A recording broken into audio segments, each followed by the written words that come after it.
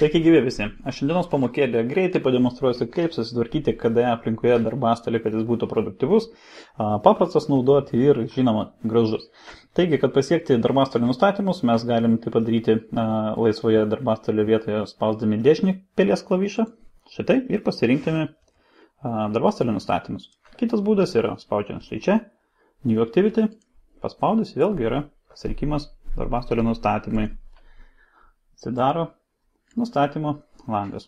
Tvarkoje, štai šitoje vietoje yra išdėstymas darbastalis, taip, kad aplinkoje darbastalį galima išdėstyti 4 būdais. Numatytas yra darbastalis ir pradėsim nuo darbastalio. Tai pasirinkus darbastalį, kaip ir yra, skirtingai negu kitose sistemose, darbastalis yra tiesiog paveiksliukas ir ant jo galima pridėti kažkokių tai valdiklių. Tarkim, kad ir akytės ar dar kažkokius tai valdiklius. Tvarkoj. Ir jokių failų nėra rodoma. Uždarysiu šitą valdiklį. Tvarka. Kitas nustatymas yra laikraščio išdėstymas. Pritaikysiu. Ir visa mintis laikraščio išdėstymo yra tai, kad dedant valdiklius ant darbastalio, jie yra dėliojami kaip laikraščio tipas. Tai va. Žodžiu, yra išdėliojami per visą darbastalio sferą. Kurgi. Automatiškai dėliojami, nelaisvai paaugėja. Taip pat yra aplanko išdėstymas. Pasirinkus šitą būdą, kaip matote, ant darbastalio atsiranda darbastalio katalogė esantis visi katalogai. Taip pat galima pakonfigūruoti šitą dalyką ir nusistatyti mums reikiamą vietą, kad ant darbastalio būtų demonstruojami išdėstyti failai ir katalogai tam tikro katalogo jūsų, taip pavyzdžiui, namų arba kažkoks tai kitas pasinaršyti galite. Pavyzdžiui, muzikos katalogas, kas jums patogu. Gerai. Ir paskutinis išdėstymas yra rasti ir paleisti. Gana patogi sistema padaryta. Reiškia, darbastalyje, kaip matote, atsiranda štai toksai vaizdas. Ir viršuje yra mūsų mėgiamos programos, kurias galime įsikelti, ir apačioje išdėstytos pagal kategorijos programos. Taip pat yra paieškos laukelis. Tarkim,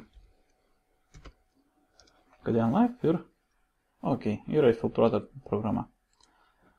Arba galima, tarkim, pasirinkti čia nais. Kaip matote, yra išdėliojamos visos internetinės programos. Ir taip pat galima nusistatyti, kokios kategorijos yra čia nais demonstruojamos. Tai pasispaudus čia nais, pat galime pasižymėti varneles ties kategorijomis, kurias norime matyti mūsų paieškos formoje. Ir grįšiu į pradžią ir pasidarysiu standartinę aplinką. Gerai. Toliau ką pademonstruosiu, tai fonas, kad apnašalas, kaip vadinasi. Tai galime 3 variantai, tai spalva, tarkim, tokia spalva. Galite pasižaisti tiek su spalvom, tiek su deriniais, kaip jos vaizduojamos. Paveiksliuką galime pasirinkti.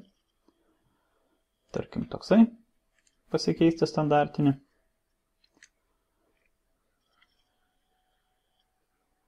Taip pat galite pasidaryti skaidrių peržiūrą, kur štai šitoje vietoje nusistatote, kaip greitai keičiasi darbastalio fonas. Pas mane šiuo metu nustatyta 10 minučių, galite pasidaryti 7, kiek jums aktualu yra. Taip pat šitoje vietoje pasirenkame, iš kur yra rodomi paveiksliukai į darbastalio fonas. Tai sisteminiai paveiksliukai, atsisiųsti paveiksliukai, bei galite papildomai prisidėti paveiksliukų katalogus. Jeigu pas jūs kažkokia tipo paveiksliukai yra sudėti kažkokiame katalogė, čia nais galite pridėti aplanką, mygtuką, prisidėti katalogą.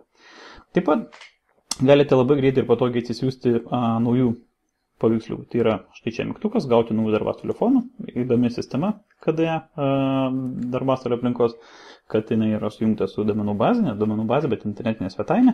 Ir štai čia nais, tarkim, pagal įvertinimą galite pasižiūrėti, pagal paieškos žodį, kažkokius tai paveiksliukus galite drąsiai imti ir atsisiųsti. Tarkim, štai toksai paveiksliukas man patinka, spaudžiu įdėkti. Ir jisai pas mane atsiranda čia su kažkoks saulė užverti.